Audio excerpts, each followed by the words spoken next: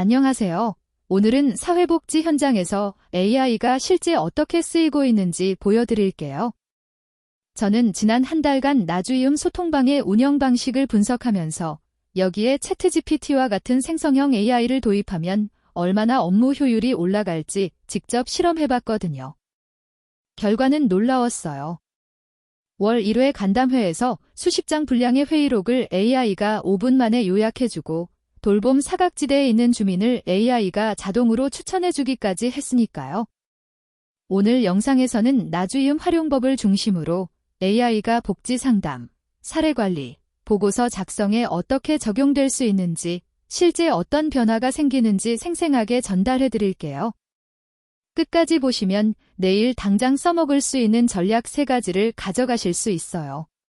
나주이음 소통방은 보건소, 요양기관, 복지센터, 읍면동 담당자 등 17명이 참여하는 통합돌봄 협의체인데요. 월 1회 정기회의와 온라인 소통을 통해 정보를 공유하고 돌봄이 필요한 주민을 빠르게 발굴해 지원하는 시스템이에요. 그런데 문제는 회의 후속 조치예요. 수십 페이지 분량의 발언 내용을 정리하고 어떤 기관에 어떤 요청을 했는지 추적하는 게 현실적으로 어렵거든요. 게다가 사례 공유는 종이 기록이나 메신저로 이루어지다 보니 누락도 많고 반복 신청이나 누락 신청이 생기기 쉬워요. 그래서 저는 이 지점에 AI를 접목해봤는데 이게 정말 복지 현장의 숨통을 틔워주는 계기가 되더라고요. 나주이음 활용법을 AI와 결합하면 정보 흐름이 훨씬 정밀해지고 실무 부담은 크게 줄어들어요.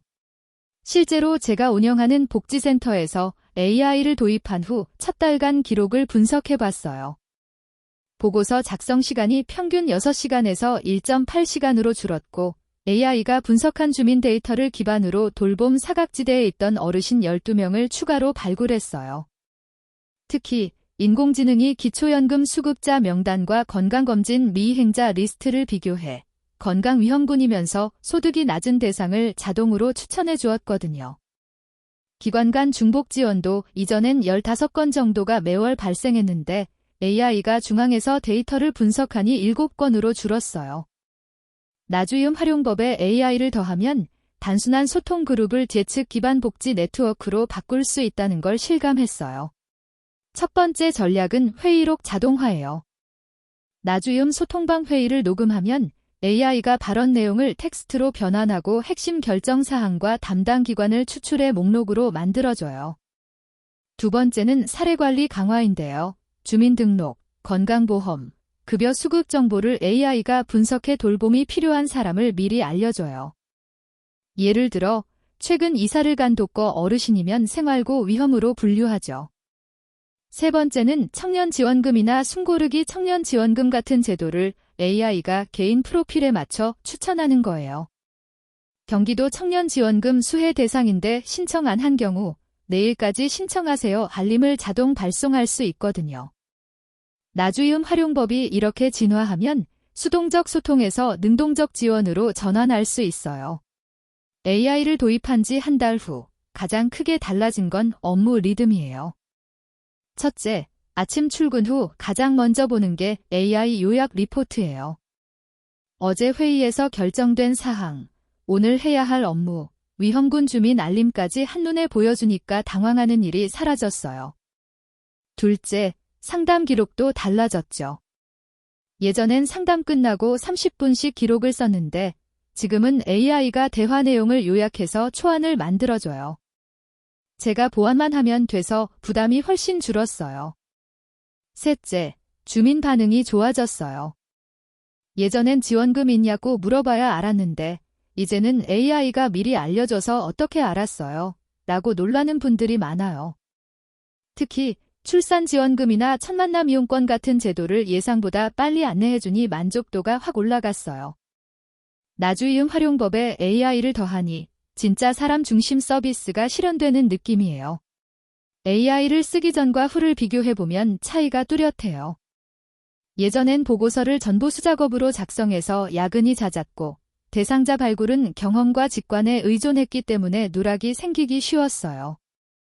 기관 간 소통도 메신저와 이메일로 이루어지다 보니 정보가 흩어지고 반복 요청이 많았죠. 하지만 AI를 도입하고 나서는 상황이 완전히 달라졌어요. 보고서는 AI가 초안을 자동 생성하고 대상자는 데이터 기반으로 정확히 발굴되며 기관 간 공유 정보는 모두 AI 시스템이 중앙에서 관리해줘요. 나주임 활용법이 단순한 회의체에서 지능형 복지 거버넌스로 진화한 셈이에요. 이 변화는 단순한 효율 개선이 아니라 복지 서비스의 질 자체를 높이고 있어요. 이 말은 정말 공감돼요. AI가 복지사의 감성이나 현장 판단을 대체할 순 없지만 반복 업무와 데이터 분석은 훨씬 정확하고 빠르게 처리할 수 있어요. 결국 복지사가 더 중요한 일에 집중할 수 있게 되는 거죠.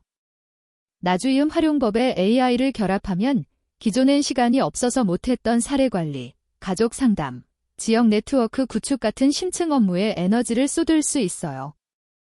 기술은 도구일 뿐이지만 이 도구를 어떻게 쓰느냐에 따라 복지 현장의 미래가 달라질 수 있다는 걸 실감했어요. 나주임 활용법이 전국으로 확산될 때 AI 기반 사례 관리는 표준이 될 가능성이 높아요. 전국적으로 AI 기반 복지 시스템 도입이 빠르게 늘고 있어요.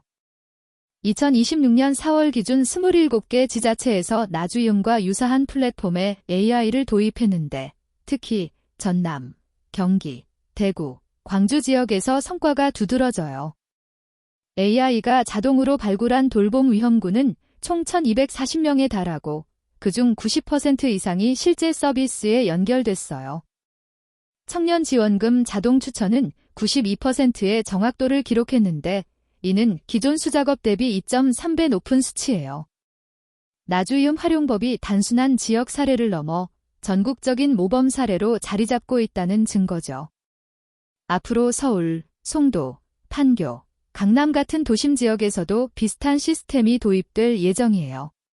앞으로는 AI가 단순한 보조 도구를 넘어 디지털 복지 조수가 될 거예요. 예를 들어 상담 중인 주민의 모든 정보를 실시간으로 분석해 기부는 기초생활수급 신청 가능하며 디딤돌 대출과 주거복지도 혜택 대상입니다라고 바로 제안해 줄 수 있어요. 특히 신혼부부 혜택이나 부모급여 같은 복잡한 제도도 AI가 단계별로 안내해줘서 신청률이 올라갈 거예요.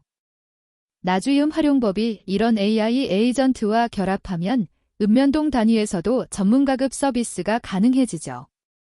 기술이 발전할수록 복지사의 역할은 사람의 마음을 이해하고 연결하는 일에 더욱 집중하게 될 거예요. 이 변화를 두려워하기보다 어떻게 활용할지 고민하는 게 중요해요. 오늘 정리하면 나주임 활용법은 단순한 소통 플랫폼이 아니라 AI와 결합해 지역 복지의 혁신을 이끄는 핵심 인프라가 되고 있어요. 회의록 자동화, 사각지대 발굴, 청년 지원금 자동 추천까지 실제 업무에서 70% 이상의 시간을 절약할 수 있다는 점 기억하세요. 다만 데이터 보안과 개인정보 보호는 반드시 강화해야 해요. 영상이 도움이 되셨다면 구독과 좋아요 눌러주세요. 다음 영상에서는 챗GPT로 복지 상담 기록 자동 작성하는 법과 무료로 쓰는 바이브 코딩 기초를 자세히 알려드릴게요. 알림 설정도 부탁드려요. 그럼 다음 영상에서 뵐게요.